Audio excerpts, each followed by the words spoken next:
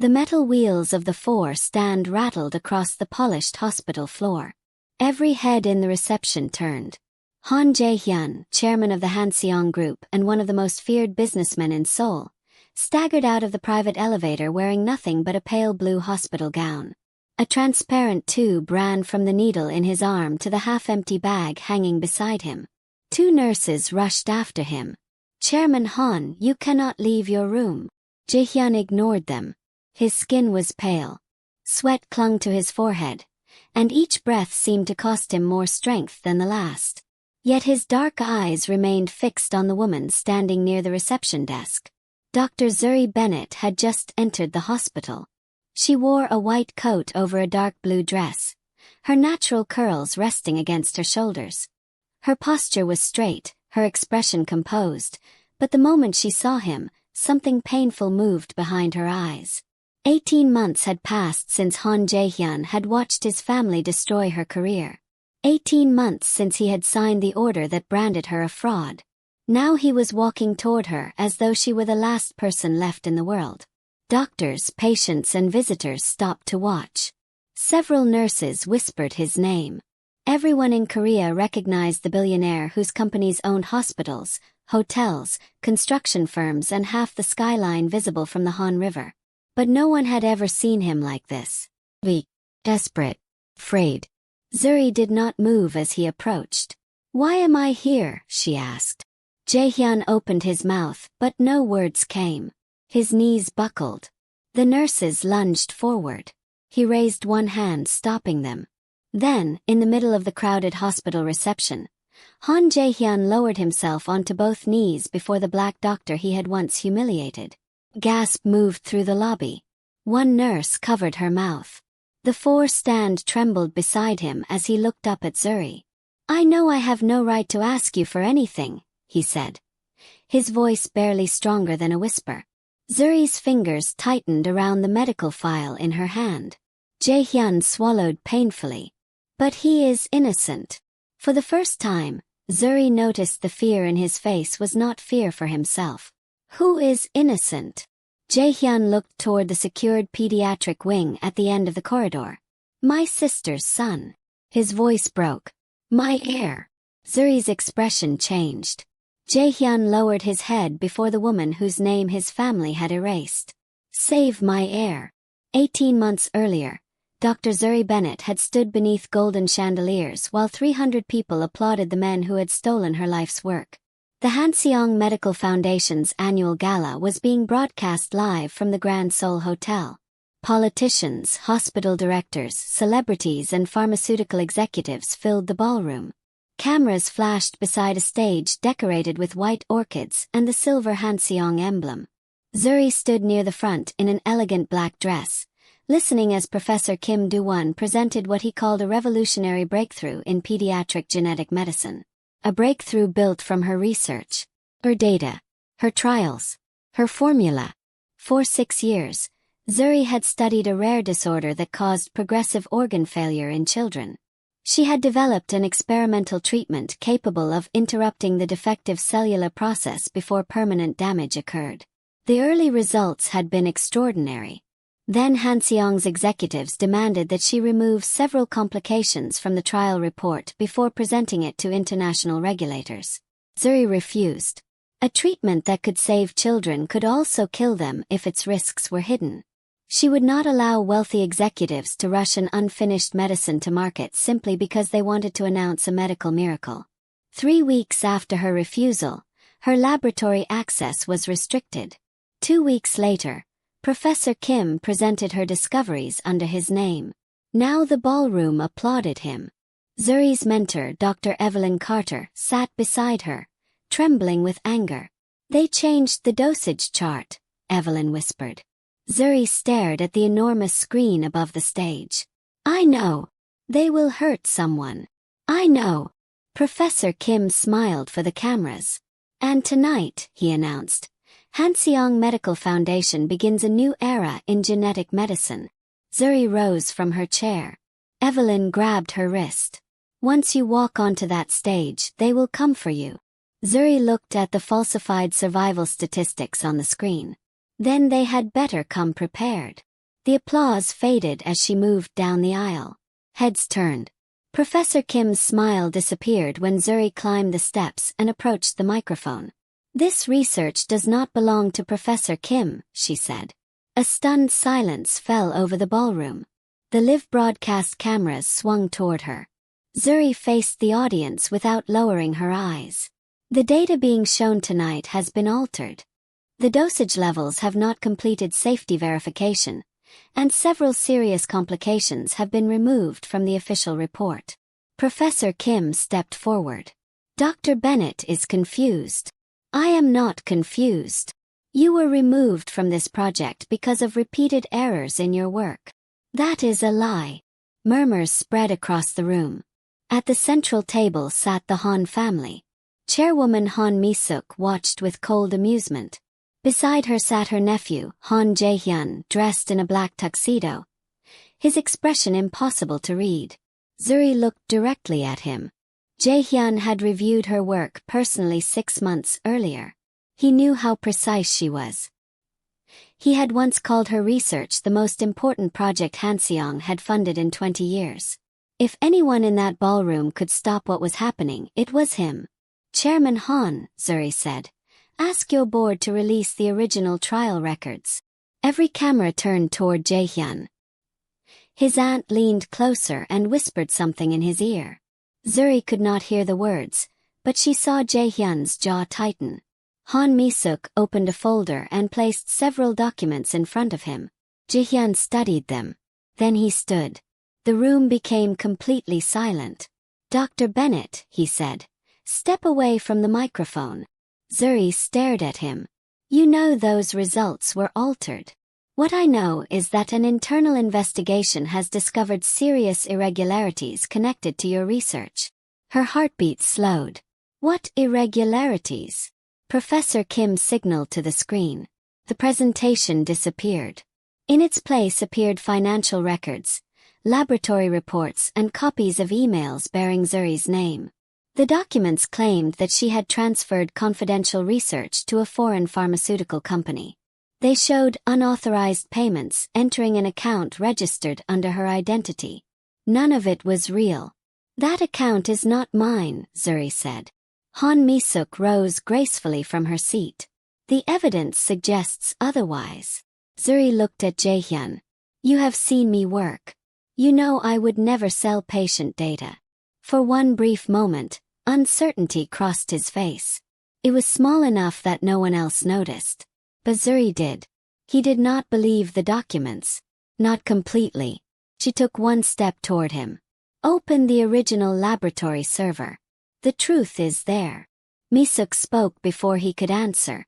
"The server suffered a security failure this morning. Several files were destroyed." Zuri turned sharply toward her. That was when she understood. This was not an investigation. It was an execution. The doors at the back of the ballroom opened, and hospital security officers entered. Dr. Evelyn Carter stood. "This woman developed that treatment," she shouted. "I watched her build it from the first trial. You are stealing from her." Mi-suk's expression hardened. Professor Kim adjusted his jacket and looked away. Jae-hyun remained standing before the cameras. Zuri waited for him to stop the guards. He possessed the authority to order a forensic audit. He could suspend the announcement, preserve the evidence, and prevent her name from being destroyed on live television. Instead, he picked up the suspension document placed before him. "Until the investigation is complete," he said, "Dr. Zuri Bennett's medical privileges at every Hanseong facility are revoked." The words struck more deeply than Zuri expected. Not because they came from a billionaire. Because they came from a man who knew there was reason to doubt the accusations. One of the security officers approached her. Zuri removed her hospital identification card from her purse and placed it on the table in front of Jae-hyun. Her hand did not shake. "When the truth finally reaches you," she said quietly, "remember that it came before your signature." Then she turned and walked through the ballroom. No one defended her. Guests moved aside as though disgrace could be contagious. Cameras followed her toward the exit. Reporters shouted questions about stolen data and endangered children. Outside the hotel, rain poured across Seoul. Zuri stepped beneath the entrance canopy and drew her first unsteady breath. Behind her, the ballroom erupted with speculation. Dr. Evelyn hurried outside. "We will fight them," she said. "I have copies." Not everything was on their server. Zuri turned toward her. "Where?" "In a secure archive. But I need time to retrieve it." A black sedan pulled up at the curb. Before Evelyn entered it, she held Zuri's face between her hands. "Do not let them convince you that you are what they called you in that room." Zuri forced herself to nod. The car disappeared into the rain. It was the last time Zuri saw her mentor alive.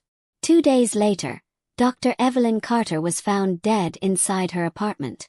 The police ruled it a sudden cardiac event. Han Jae-hyun closed the investigation into Zuri's research within 48 hours, claiming the evidence against her was conclusive. Medical boards suspended her pending further review. Former colleagues stopped answering her calls. Professor Kim became the public face of the treatment she had created. And Han Jae-hyun said nothing. But 3 nights after the gala, Jae-hyun sat alone inside his penthouse office, staring at the suspension order bearing his signature. Beside it lay the evidence his aunt had shown him. The documents appeared perfect. Too perfect. He opened the security report again and noticed something he had missed. The laboratory server had not failed on the morning of the gala. It had been remotely erased 12 hours earlier, using an authorization code assigned to a member of the Han family. Jae-hyun slowly lifted his eyes toward the darkened reflection in the window. For the first time, he wondered whether Zuri Bennett had been telling the truth, and whether his silence had helped someone bury far more than stolen research. For 18 months, Han Jae-hyun carried the question alone. Had Zuri Bennett been telling the truth?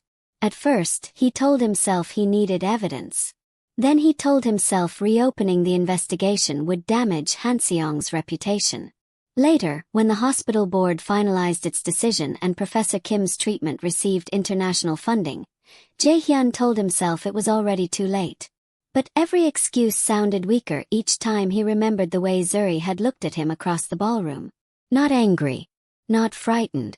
Disappointed. As if she had expected him to be more than the man his family had raised him to become. He quietly ordered one of his private security analysts to trace the authorization code used to erase the laboratory server.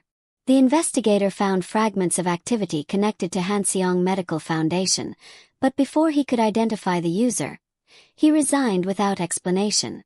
A second investigator disappeared after sending Jae-hyun a single message. The server was not the beginning. Jae-hyun never heard from him again. By then, Zuri Bennett had left Seoul.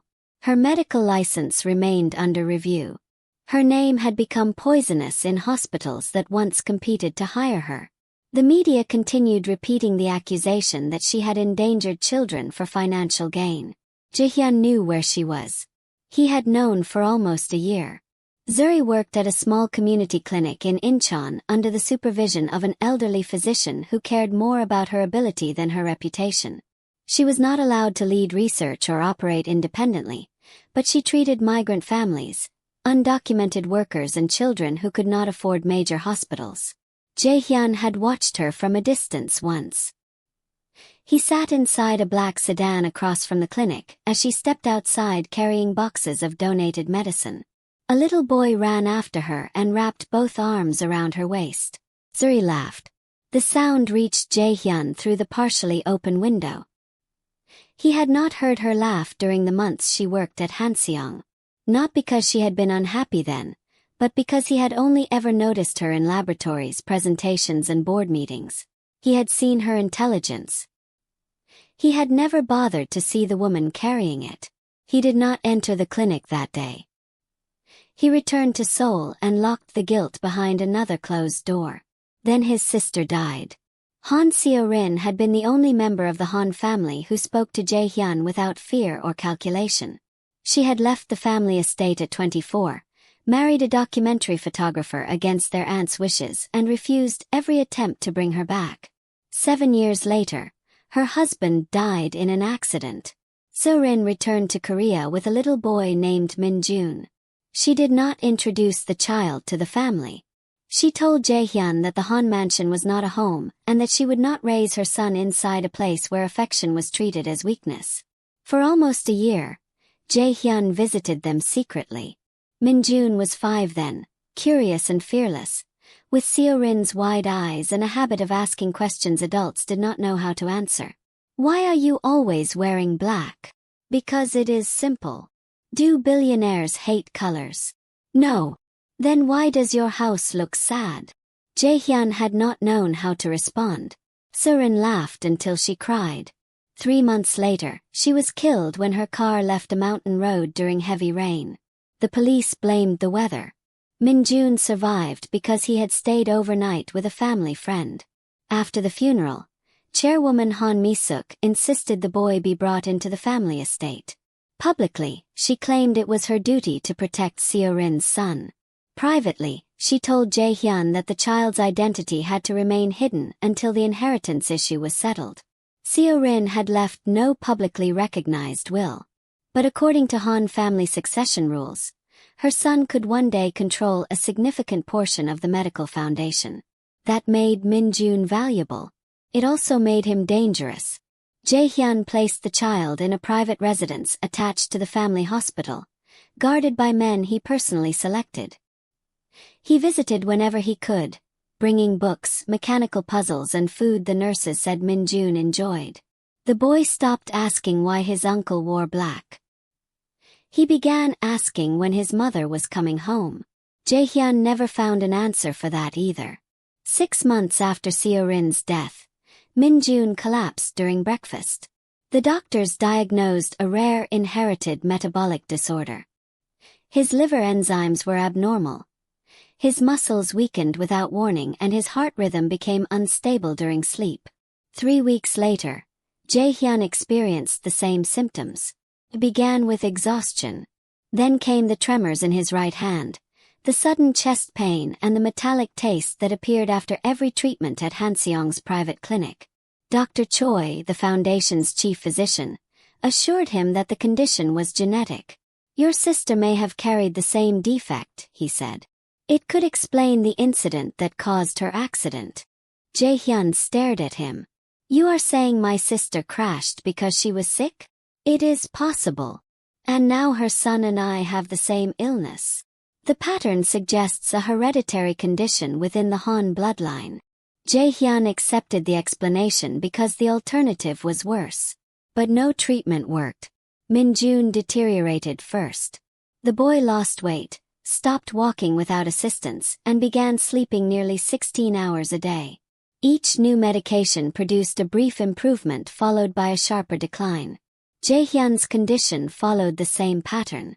Then, during one of his sleepless nights, he searched through Seo-rin's belongings.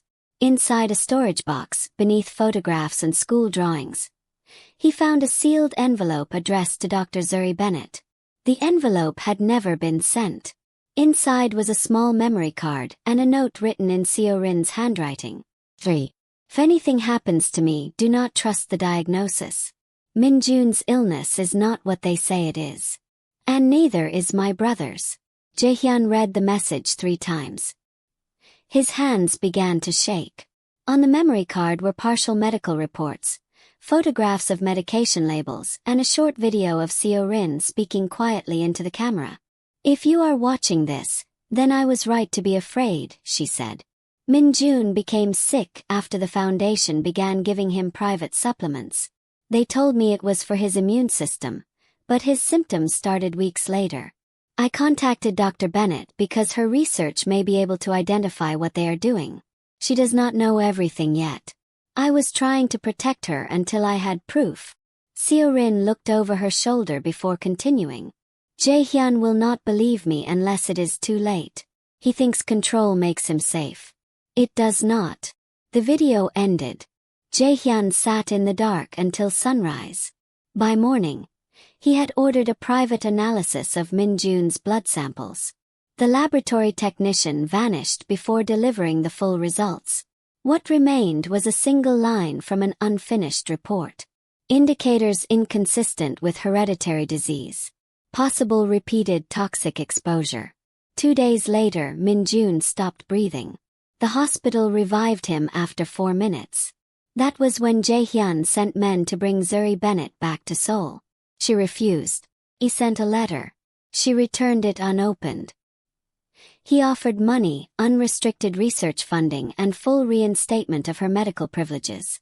Her answer came through an attorney. Dr. Bennett does not negotiate with the institution that destroyed her.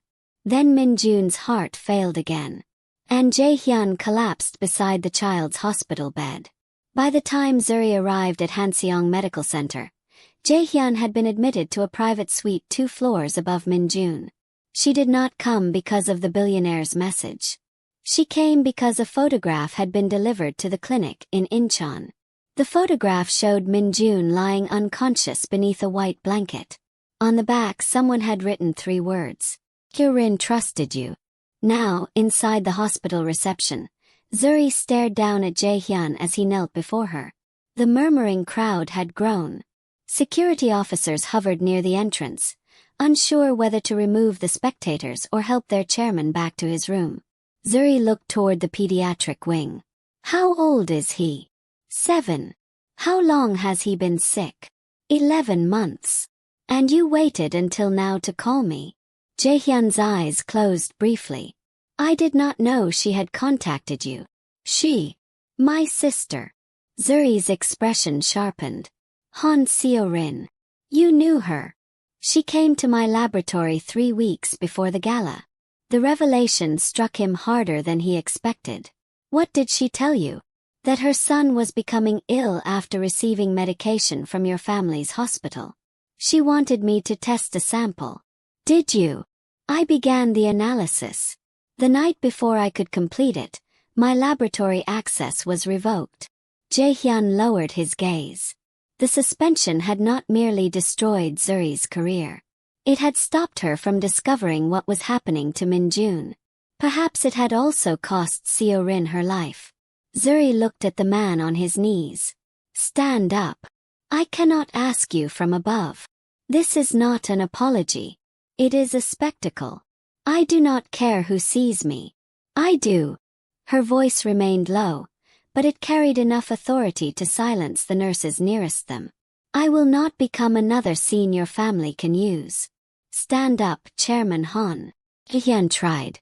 His legs failed beneath him. Zuri moved before she could stop herself. She caught his arm as his body tilted forward. The fabric of his hospital gown was damp with sweat. His pulse raced beneath her fingers. She looked at the 4-bag. What are they giving you? Supportive medication. That is not an answer. I do not know. Zuri turned toward the nearest nurse. Stop the infusion. The nurse froze. Dr. Bennett, this medication was ordered by Dr. Choi. Then call him. We cannot discontinue the chairman's treatment without authorization. Jae-hyun reached toward the clamp on the 4-tube and closed it himself. The nurse gasped. Zuri helped him into a wheelchair brought by an orderly. Take me to the boy, she said. Hope flickered across Jae-hyun's exhausted face. I will give you whatever you need. Zuri straightened. No. He looked at her. You will listen to my conditions before I touch one medical file. Jae-hyun nodded. First, I control the investigation. No family doctor, executive or board member enters the treatment room without my permission. Agreed. Second, every blood sample is tested by an independent laboratory outside Hanseong. Agreed. Third, I receive unrestricted access to your sister's records, Min-jun's records and your own. Pause followed. Zuri noticed it immediately. You are hiding something. No. You hesitated. Jae-hyun looked toward the observers surrounding them. Not here. Then understand this now. The moment you lie to me, I leave. His jaw tightened, but he nodded. Fourth, Zuri continued, my research remains mine. You will not fund it, own it, rename it or turn it into another Hanseong product. You have my word. Your word signed my suspension. The sentence landed between them. Jae-hyun accepted it without defending himself. Then I will put it in writing. Zuri's eyes did not soften. Finally, saving that child does not erase what you did to me. I know. It does not earn my forgiveness. I know. And it does not make me loyal to you. Jae-hyun looked toward the secured doors of the pediatric wing. I am not asking you to save me. Zuri studied him for a long moment. No, she said quietly. You are asking me to save the person your family may have been killing while you protected their name. The doors opened.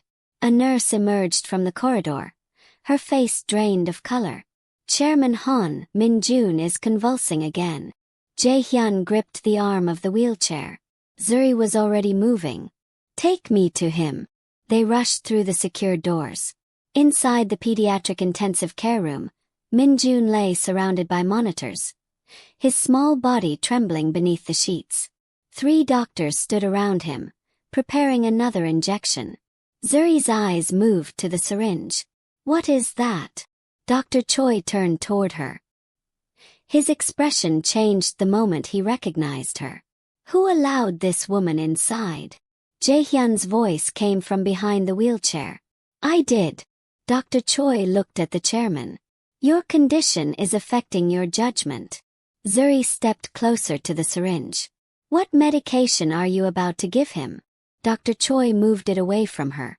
A metabolic stabilizer. What is the compound? That information is confidential. Zuri looked at Min-jun's monitor, then at the discolored veins along the child's arm. Her face became still. Do not inject that. Dr. Choi frowned. You have no authority here. Zuri turned to Jae-hyun. This is your first decision. Jae-hyun looked at the syringe, then at the unconscious child. Put it down, he ordered. Dr. Choi's face hardened. Chairman, I said put it down. The syringe was placed on the tray. Zuri pulled on a pair of gloves and examined Min-jun's eyes, skin and fingernails. She checked the chart, then leaned closer to smell the child's breath. A faint metallic odor. The same symptom described in Seo-rin's hidden video. Zuri looked toward Jae-hyun. This child does not have the disease written in this file. The room fell silent. Jae-hyun's fingers tightened around the wheelchair. What does he have? Zuri looked at the injection Dr. Choi had been seconds away from administering. I do not know yet. Then she met the billionaire's eyes. But whatever is killing your heir may be entering his body inside this hospital. For 3 seconds, no one in the intensive care room moved. The monitors continued beeping. Min-jun's breathing remained shallow beneath the oxygen mask. Dr. Choi recovered first. That accusation is reckless. Zuri did not look at him. Her attention remained on the syringe lying on the metal tray. What is the exact composition of that medication? It is a specialized metabolic stabilizer developed for the Han family's condition. Developed by whom? Hanseong Medical Foundation. That is not a person. Dr. Choi's jaw tightened. Zuri picked up the child's chart. The medication had been administered every 48 hours for nearly 11 months. Each dose was followed by temporary improvement, then a severe decline. The pattern was too regular. A true genetic disorder did not normally wait for a scheduled injection before worsening. His liver function drops within 12 hours of every treatment, Zuri said. His heart rhythm destabilizes between 14 and 18 hours later. Then he improves just enough for you to administer the next dose. Dr. Choi folded his arms. You have been in this room for less than 5 minutes. And I already found a pattern your team has ignored for 11 months. The doctors exchanged uncertain glances. Jae-hyun watched from the wheelchair near the door. His face was pale, but his eyes had hardened.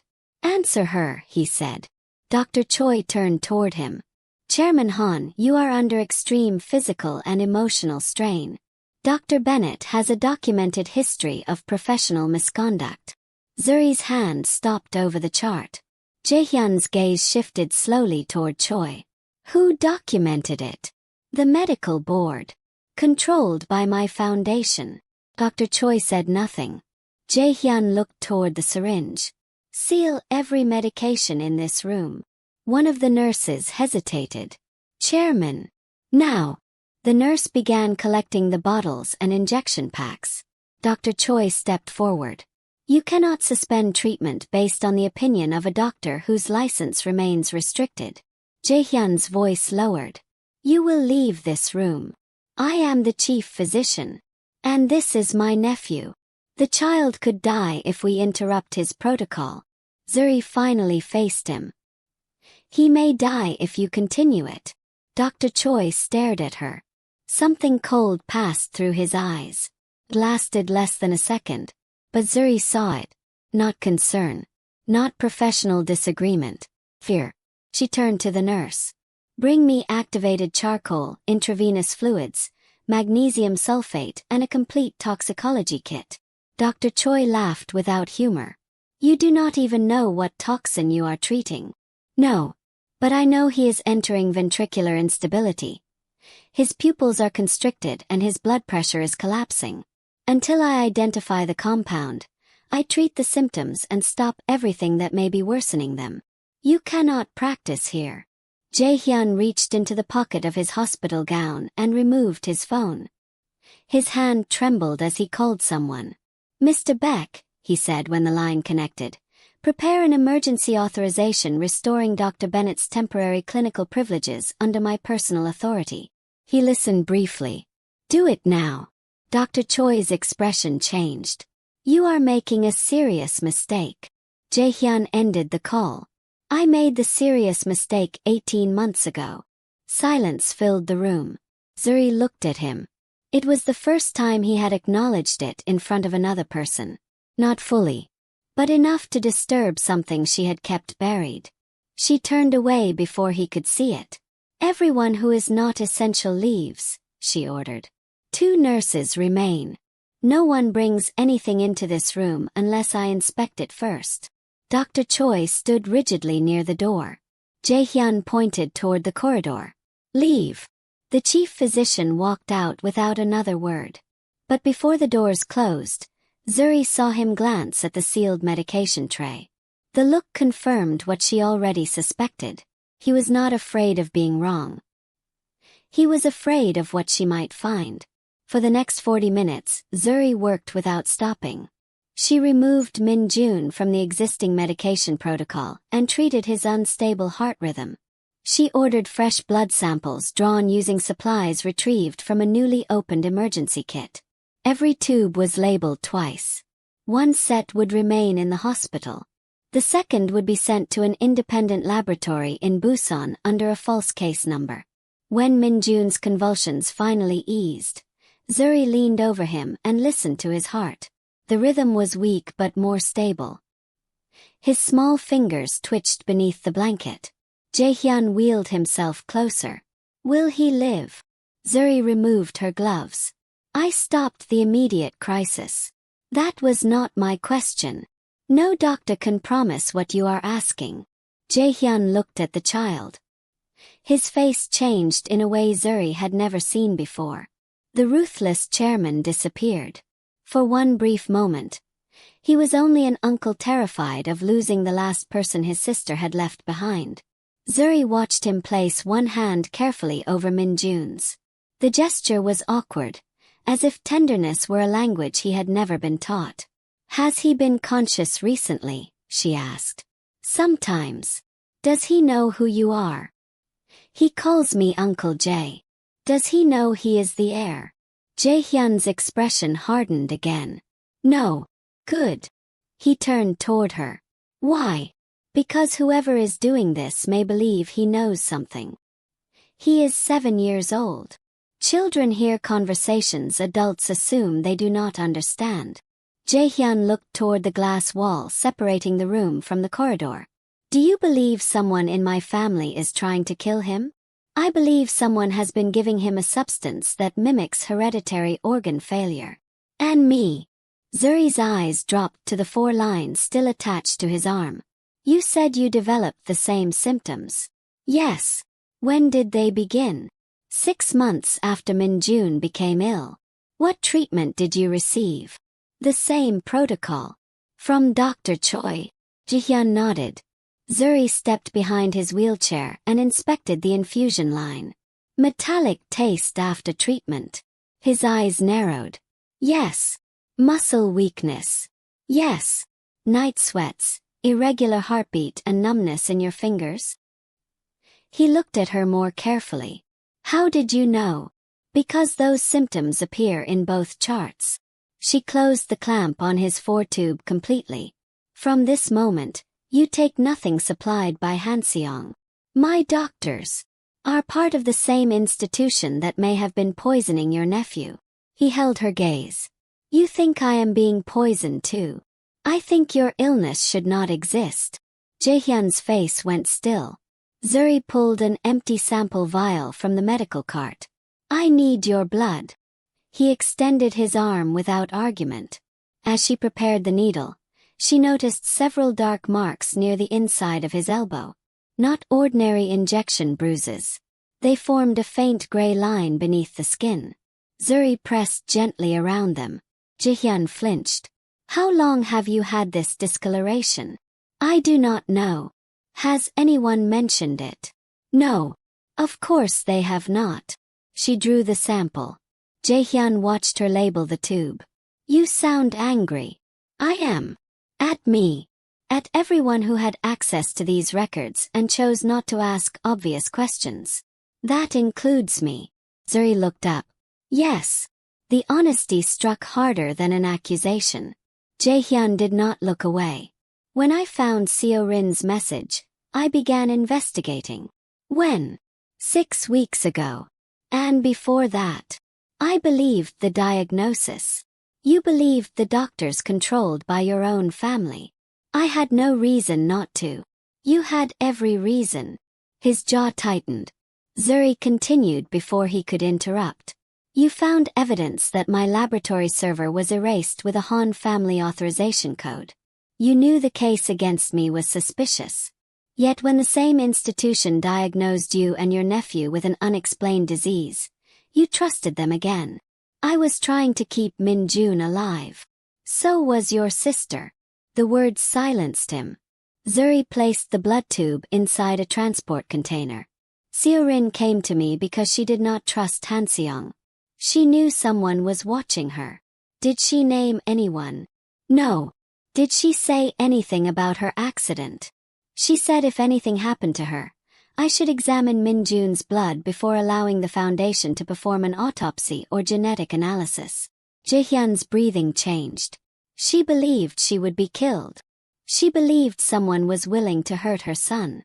That may have frightened her more. He looked down at Min-jun. Zuri saw guilt settle across his face. Not the controlled regret of a chairman protecting his image. Something deeper. Something that had no place to hide. A nurse entered carrying a sealed delivery box.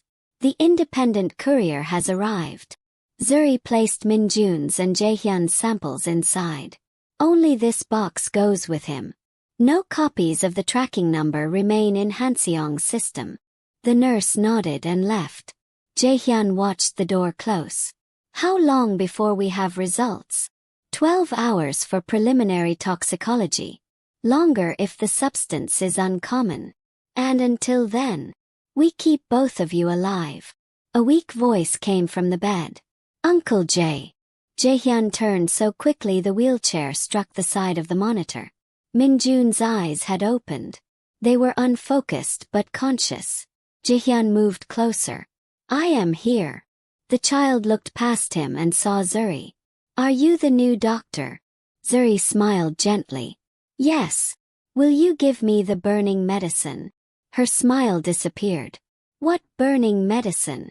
The one that makes my chest hot. Jae-hyun stared at him. Min-jun, who gives you that? The boy's eyes moved toward the glass wall. The lady with grandmother's ring. Zuri and Jae-hyun exchanged a look. Which lady? Zuri asked softly. Min-jun lifted a trembling hand. He pointed toward the corridor. Chairwoman Han Mi-suk stood behind the glass. She had arrived without anyone noticing. Her silver ring caught the hospital light. Min-jun's hand fell back onto the bed. "That lady," he whispered. Mi-suk stared into the room. Then she smiled. Chairwoman Han Mi-suk stood behind the glass wall with one hand resting over the silver ring on her finger. Her smile did not reach her eyes. Min-jun shifted weakly beneath the blanket. "That lady," he whispered again. Jae-hyun slowly turned his wheelchair toward the door.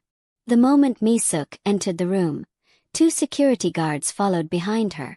She wore a cream-colored suit, pearl earrings and the same composed expression she used when addressing shareholders. No one looking at her would have guessed that a frightened child had just accused her of giving him medicine that burned inside his chest. Mi-suk glanced at Zuri. "So the disgraced doctor has returned." Zuri did not respond. She moved between Mi-suk and the child's bed. Mi-suk's gaze dropped to the sealed medication tray. "Why has Min-jun's treatment been interrupted?" "Because the treatment may be killing him," Zuri said. One of the nurses lowered her eyes. Mi-suk turned toward her nephew. "Jae-hyun, you are ill. You are exhausted. You cannot allow a woman with a suspended license to interfere with the care of this family." Jae-hyun's face remained still. "Min-jun says you gave him medication." Mi-suk looked at the child. For the first time, something sharp appeared beneath her calm expression. "He is confused." "I am not confused," Min-jun whispered. She stepped closer to the bed. Zuri blocked her path.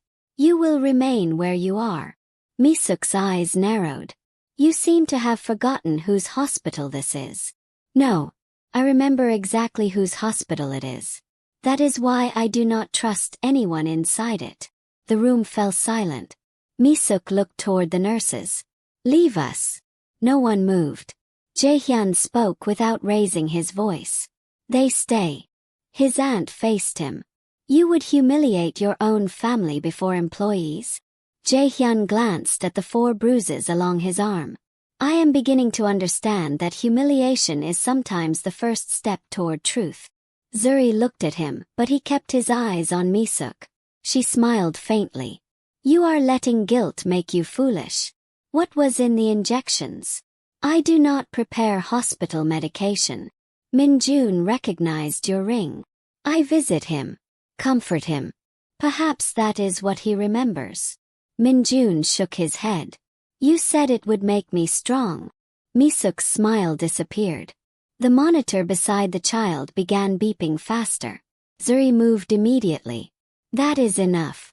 Everyone out except the nurses." Mi-suk remained in place. Zuri looked directly at her. "If his heart rate rises any further, I will have you physically removed." One of the security guards stepped forward. Jae-hyun lifted a trembling hand. "If anyone touches Dr. Bennett, they lose their position before they reach the door." The guard stopped. Mi-suk studied her nephew for a long moment. Then she leaned closer to him. "You think this woman will save you because you have finally decided to feel guilty?" Jae-hyun's expression did not change. "I did not ask her to save me." "No. You asked her to save a child who could divide everything our family built." Min-jun looked toward them. Zuri pulled the curtain around his bed. "You will not discuss inheritance in front of him." Mi-suk stepped back. Before leaving, she placed one hand on Jae-hyun's shoulder. "You are not thinking clearly. When your mind returns, remember who protected you after your parents died." Jae-hyun looked at her hand. Then at the silver ring. "Was it you?" Mi-suk removed her hand. The question followed her into the corridor. Several minutes passed before anyone spoke. Zuri adjusted Min-jun's oxygen mask and waited for his heart rate to settle. Jae-hyun stared through the glass wall as his aunt disappeared around the corner. "You believe him," he said. "Children can misunderstand details," Zuri replied. "But fear is usually honest." "He is afraid of her." "Yes."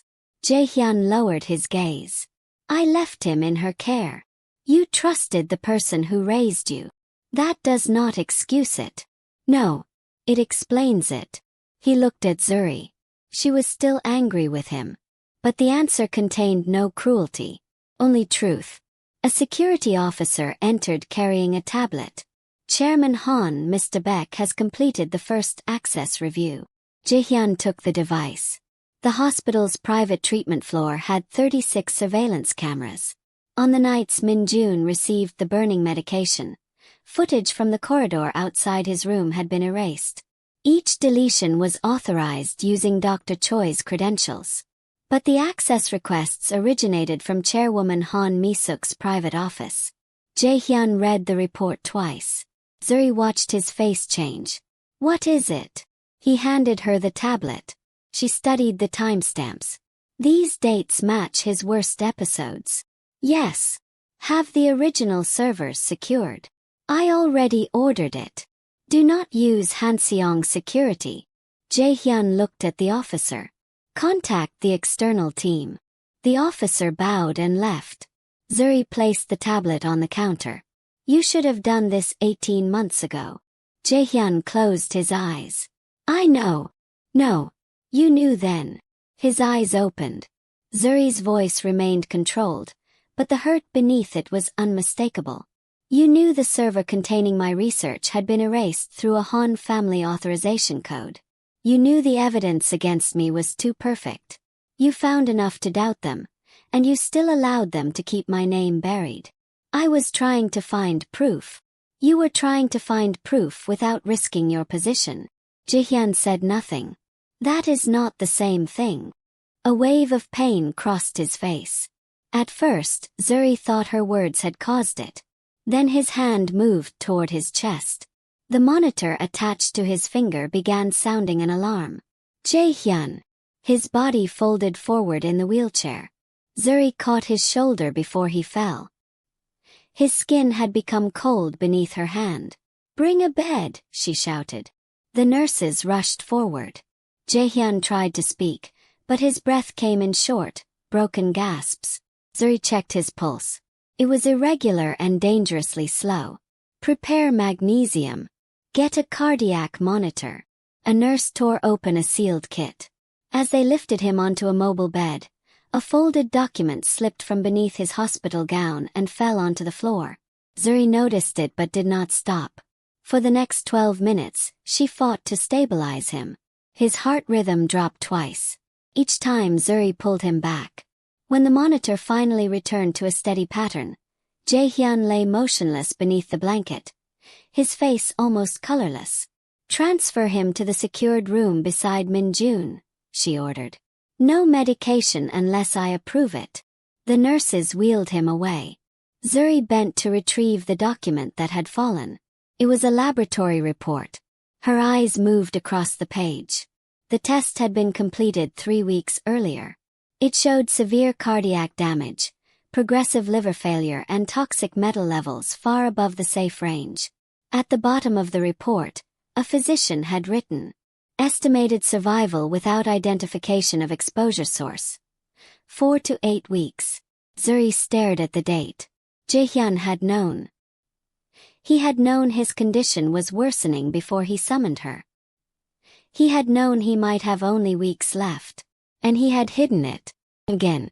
When he regained consciousness 2 hours later, Zuri stood beside the window with the report in her hand. Jae-hyun saw it immediately. His eyes closed. "How long?" she asked. He did not pretend not to understand. 3 weeks. "You told me you had no idea what was happening to you. I did not know the cause. But you knew you were dying."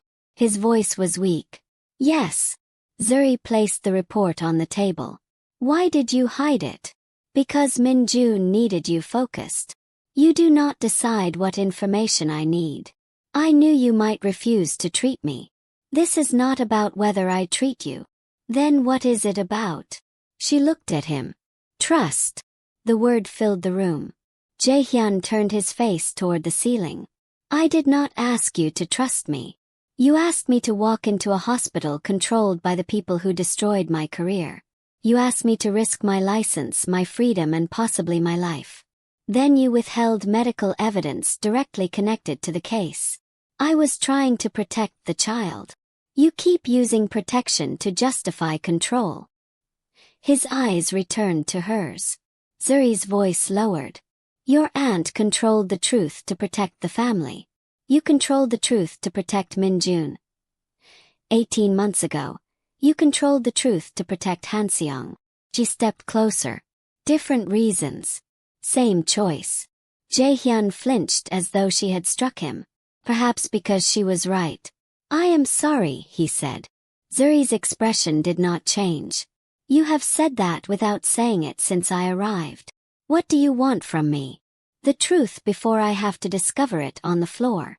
He looked at the report. There is something else. Zuri waited. Jae-hyun reached toward the drawer beside his bed. Inside was Seo-rin's memory card. The video I showed you was incomplete, he said. There was another file. It was damaged, but my team recovered part of it this morning. He handed her the card. Zuri inserted it into the hospital tablet. Seo-rin appeared on the screen, sitting inside a parked car. Her face was pale. Rain struck the windshield behind her. If Jae-hyun is watching this, she said, then I failed to convince him in time. The image distorted. When it returned, Seo-rin was crying. Min-jun is not the first child they tested it on. Dr. Bennett's treatment was stolen because Aunt Mi-suk needed a way to hide what the foundation had already done. Zuri's breathing stopped. The video skipped again. They changed the research to create dependency. The injections do not cure the illness. They create it, then temporarily suppress the symptoms. Jae-hyun stared at the screen. Seo-rin looked directly into the camera. And Jae-hyun was always meant to be the final patient. The video ended. For several seconds, neither of them spoke. Zuri understood first. This was never only about removing Min-jun. Jae-hyun looked toward the wall separating his room from the child's. No. If you both die, who inherits your shares? His answer was barely audible. My aunt's son. A knock sounded at the door. The independent laboratory courier stood outside with an envelope. Zuri opened it. The preliminary toxicology results were printed across the first page. Both blood samples contained the same engineered compound. A compound built from the altered version of Zuri's stolen research. At the bottom of Min-jun's report, the laboratory had added another finding. Trace material from the child's most recent injection matched contamination found in tissue preserved from Han Seo-rin's autopsy. Zuri slowly raised her eyes. Jae-hyun understood before she spoke. His sister had not died from a genetic illness.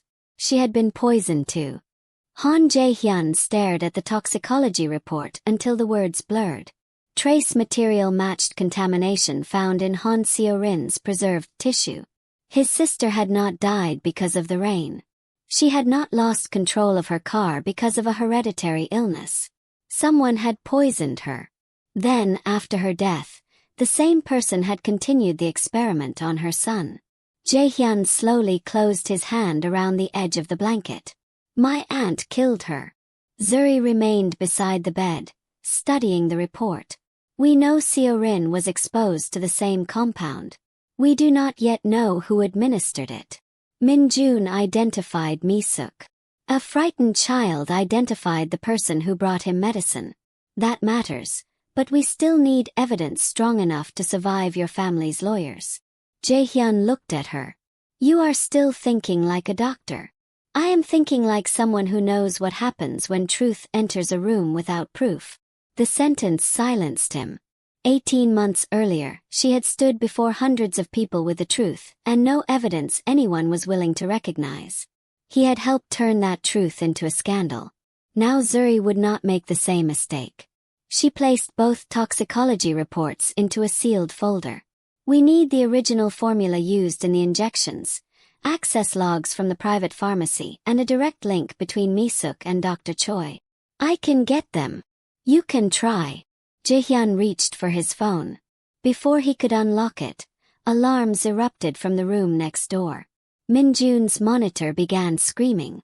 Zuri was through the connecting door before the nurses arrived. The boy's body had stiffened beneath the sheets. His oxygen level was falling rapidly, and his heart rhythm had become dangerously unstable. What happened? Zuri demanded. The nurse checked the line connected to his arm. He was stable 10 minutes ago. Zuri looked at the infusion bag. A new bag hung from the stand. Who changed this? The nurse's face drained of color. I did not. Zuri clamped the tube and tore the line from the pump. Call the emergency team. Bring the sealed antidote kit. Jae-hyun tried to rise from his bed. His legs failed immediately. He gripped the rail and watched through the open doorway as Zuri fought to save Min-jun. A nurse pulled the emergency cart closer. Zuri examined the child's pupils, then looked at the clear fluid inside the discarded infusion bag. There was no label. Someone had entered the room after the independent results arrived. Someone had known they were close.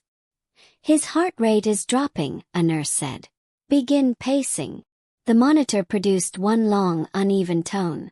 Jae-hyun's face changed. Min-jun. Zuri pressed her fingers against the child's neck. No pulse. The room exploded into movement. She began chest compressions while a nurse prepared the defibrillator. Charge. The machine rose to power. Clear. Min-jun's small body lifted from the bed. The monitor remained flat. Jae-hyun dragged himself from his bed and collapsed against the doorway. No one had time to stop him. Again, Zuri ordered. The second shock passed through the child. Nothing. Jae-hyun's hand closed around the doorframe. His sister's face appeared in his mind. Then Min-jun's laughter. Why do billionaires hate colors? Do not let him die, Jae-hyun thought. But the words would not leave his mouth. Zuri looked at the child's gray fingertips, then at the unlabeled infusion bag. The altered compound created organ failure, then temporarily suppressed its own symptoms. The treatment she had developed years earlier was designed to interrupt the cellular damage caused by a rare genetic defect. But if the poison had been built from the altered version of that research, then the original formula might still block its final stage. The same treatment Han Jae-hyun had called fraudulent. The same treatment Professor Kim had stolen and corrupted. Zuri turned toward the nurse. Bring me the emergency research case from the secured refrigerator. The nurse hesitated. That compound is not approved. It is his only chance. The board prohibited its use after your suspension. Zuri looked toward Jae-hyun. The decision was his. If he authorized the treatment and Min-jun died, Han Jae-hyun would blame her again. They could claim she had returned seeking revenge. They could imprison her. Destroy whatever remained of her career. Jae-hyun understood. What do you need? He asked. Written authorization accepting full responsibility. He pulled himself into the wheelchair. Bring me a camera. Zuri stared at him. A signature is enough. No. He looked toward the child. A signature can disappear. A nurse handed him a tablet. Jae-hyun activated the camera. His pale face appeared on the screen, hospital gown loose around his shoulders, oxygen line beneath his nose. Record this, he said. The room became silent except for the alarms and Zuri's compressions. My name is Han Jae-hyun, chairman of Han Jae-hyun Group and controlling shareholder of Han Jae-hyun Medical Foundation. He paused to breathe. 18 months ago, I signed an order suspending Dr. Zuri Bennett after she was accused of falsifying research and stealing patient data. Zuri's hands did not stop. Jae-hyun continued. I had evidence that the accusations might have been fabricated. I chose to protect my family and company instead of demanding the truth. One of the nurses looked at Zuri. Jae-hyun's voice weakened, but he forced it steady. Dr. Bennett's research was stolen. Her records were altered. Her name was destroyed because she refused to approve an unsafe treatment. In the corridor, security officers and hospital employees had begun gathering outside the glass. Someone raised a phone. The confession was already spreading. Jae-hyun looked directly into the tablet camera. If Min-jun Han dies today, the responsibility is mine and Han Jae-hyun's.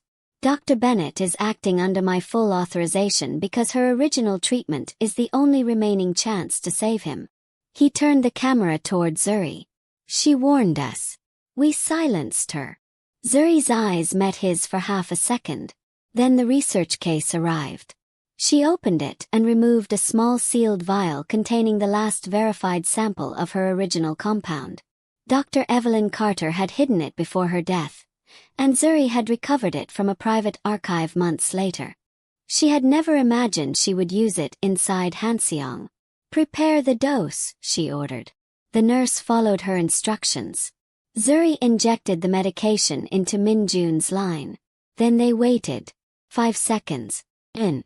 The monitor remained flat. Jae-hyun lowered his head. Zuri continued compressions. "Come on, Min-jun." 20 seconds. Then the monitor clicked. A single heartbeat appeared. Another followed. Then another. The rhythm was weak and uneven, but it was there. The nurse released a broken sob. "We have a pulse." Jae-hyun closed his eyes. For one moment, his entire body shook. Zuri adjusted the oxygen and examined the child again.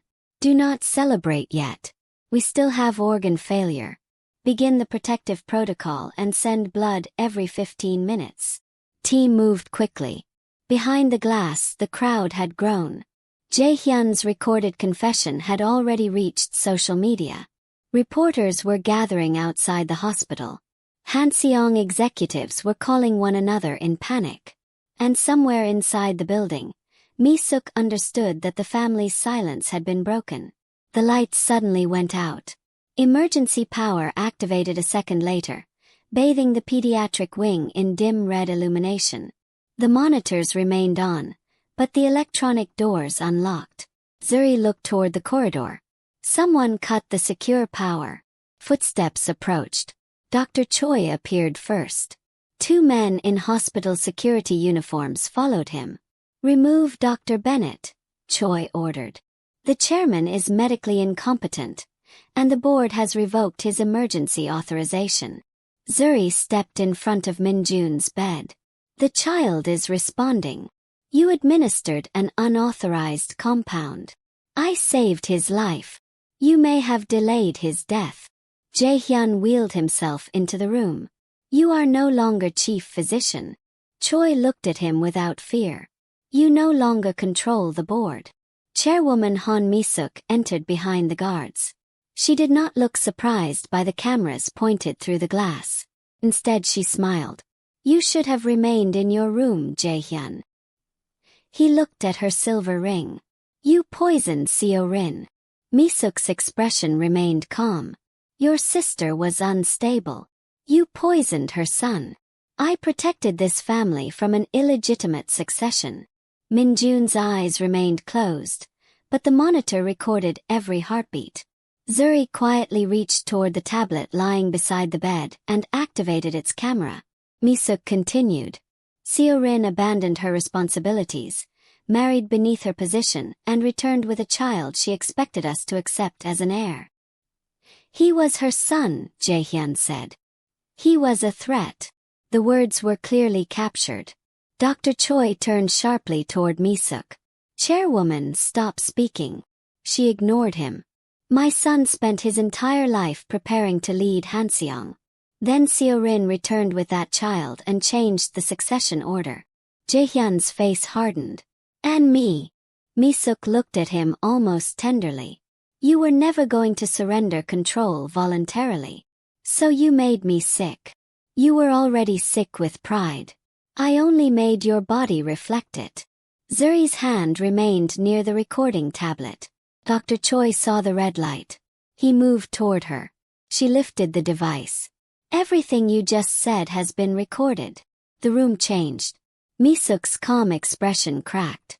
"Take it." The guards stepped forward. But before they could reach Zuri, the doors behind them opened. Baek Sung-jin entered with 6 external security officers and 2 detectives from the Seoul Metropolitan Police Agency. Jae-hyun looked at him. Baek bowed once. "We secured the pharmacy records." He handed one of the detectives a folder. Dr. Choi authorized every injection. Payment transfers connect his private accounts to Chairwoman Han's holding company. We also recovered the original surveillance footage. Choi backed away. The detectives moved toward him. Mi-suk looked at Jae-hyun. You would hand your own family to the police? He glanced at Min-jun. My family is lying in that bed. The officers placed restraints around Choi's wrists. Mi-suk remained still as another detective approached her. You will destroy Han-seong, she said. Jae-hyun's breathing had become shallow again. Then it deserves to fall. Outside the room, hundreds of phones captured the moment chairwoman Han Mi-suk was escorted through the hospital she once controlled. But Zuri did not watch her leave. Min-jun's blood pressure was dropping again. The first dose had restarted his heart, but the poison had already caused severe damage. She looked at the new test results. His liver was failing. His kidneys were beginning to shut down. Jae-hyun saw the change in her face. What is wrong? The treatment stopped the compound from attacking new cells. And the damage already done. Zuri looked at the unconscious child. I do not know if his body can survive it. Jae-hyun moved closer to the bed. Use whatever you need. The next stage has never been tested on a child this week. Will it give him a chance? Yes. Then do it. Zuri looked at him. You may have to choose. The remaining compound could also treat you, but there may not be enough for both of you. Jae-hyun did not hesitate. Give it to Min-jun. You are dying too. He is 7. If you refuse treatment now, your heart may not survive another day. Jae-hyun placed his hand over the child's. My sister spent her last days trying to protect him while I protected an empire. He looked up at Zuri. I will not make that choice again. For the first time since returning to Hanseong, Zuri saw no command in his eyes. No expectation. Only surrender. Not surrender to death. Surrender of the control he had used to justify every betrayal. Zuri prepared the final dose. As she injected it into Min-jun's line, Jae-hyun's hand slipped from the bed. His body tilted sideways in the wheelchair. Jae-hyun. He collapsed before she could reach him. The monitor connected to his chest began to alarm. 2 lives, 1 treatment, and only enough time to save one of them. Jae-hyun hit the floor beside the wheelchair. The alarm attached to his chest became a continuous, piercing tone. For one terrible second, Zuri stood between 2 patients whose hearts were failing. Min-jun lay unconscious beneath the hospital lights, the final dose of her treatment already moving through his bloodstream. Jae-hyun lay motionless on the floor. 1 treatment, 2 lives, and no time to regret the choice he had made. Get him onto the bed, Zuri shouted. The nurses rushed forward. They lifted Jae-hyun onto an emergency stretcher while Zuri checked his pulse. Nothing. Begin compressions. A nurse pressed down against his chest. Zuri glanced at Min-jun's monitor. The boy's heart rhythm was weak, but holding. She looked at the empty vial on the tray. There was not enough compound left to treat Jae-hyun, but there might be enough to identify what his body needed. Bring me the waste container, she ordered. The nurse stared at her. Doctor. The syringe and vial we used for Min-jun. Now. The empty vial was handed to her. A thin layer of liquid remained along the glass, too little for a complete dose, but perhaps enough to create a concentrated emergency infusion. Zuri moved toward the laboratory cart. Charge the defibrillator. Ready. Clear. Jae-hyun's body lifted from the bed. The monitor remained flat. Again. A second shock passed through him. Nothing. Zuri's hands moved quickly as she drew the remaining compound from the vial and mixed it with a stabilizing solution. It was not a treatment. It was a gamble. The original formula could interrupt the poison's cellular binding, but Jae-hyun's organs were already failing. A full dose might have reversed the process. This small amount could only buy time. If it worked at all. Stop compressions. Zuri listened. A faint rhythm flickered beneath the monitor, then disappeared. Resume. Jae-hyun's face was still. The man who once controlled boardrooms, hospitals and thousands of employees now lay powerless beneath her hands. 18 months earlier, he had watched security remove her from the life she built. Now Zuri was the only person standing between him and death. She could not forget what he had done. But she would not become the kind of person who allowed another human being to die because forgiveness had not yet arrived. She injected the concentrated solution into his line. "Come back," she whispered. The nurse continued compressions. 5 seconds passed. Then the monitor clicked. 1 heartbeat. A second followed. The rhythm returned unevenly, weak but present. "We have a pulse." No one celebrated. Zuri placed her fingers against Jae-hyun's neck. "Prepare temporary cardiac support. His body cannot clear the toxin alone." A nurse looked toward Min-jun. "What about the child?" Zuri checked his results. The boy's oxygen level had begun to rise. His kidneys remained unstable, but the decline had slowed. The final dose was working. Zuri looked between them. "Move Min-jun into the operating suite. Begin emergency filtration. Place Jae-hyun on continuous blood purification." "The equipment cannot support both at once," a technician said. "Then bring another machine from the surgical wing. The wing is under Han Jae-hyun board control." Zuri looked toward Baek Sung. "Not anymore." Baek understood. Within 10 minutes, external security cleared the corridor. Equipment was removed from locked rooms. Doctors who had remained silent under Mi-suk's authority were ordered to choose whether they served the hospital or the family controlling it. Some left. Others stayed. For the next 9 hours, Zuri did not sit down. She directed Min-jun's treatment while supervising Jae-hyun's cardiac support from the adjoining room. Every medication was opened in front of her. Every sample was sent to 3 laboratories. Every instruction was recorded. There would be no missing evidence this time. No erased server. No convenient accident. Near dawn, Min-jun's kidneys began responding. An hour later, his heart rhythm stabilized without mechanical pacing. Zuri stood beside his bed as his fingers moved beneath the blanket. His eyes opened slowly. "Dr. Zuri." She leaned closer. "I am here." "Did the burning medicine stop?" "Yes. For good." Zuri looked through the glass toward Jae-hyun's room. "For good." Min-jun blinked sleepily. "Where is Uncle Jae?" "He is resting." "Is he sick too?" Zuri hesitated. Children deserve truth, but not every burden at once. "He became very tired while helping us save you." Min-jun's eyes filled with worry. "Will you save him?" Zuri looked at the boy whose uncle had given away his final chance without hesitation. "I am trying." Jae-hyun remained unconscious for 3 days.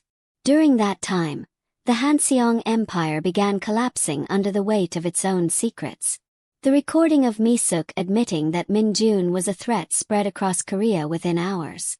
Police raided the foundation's executive offices and private pharmacy.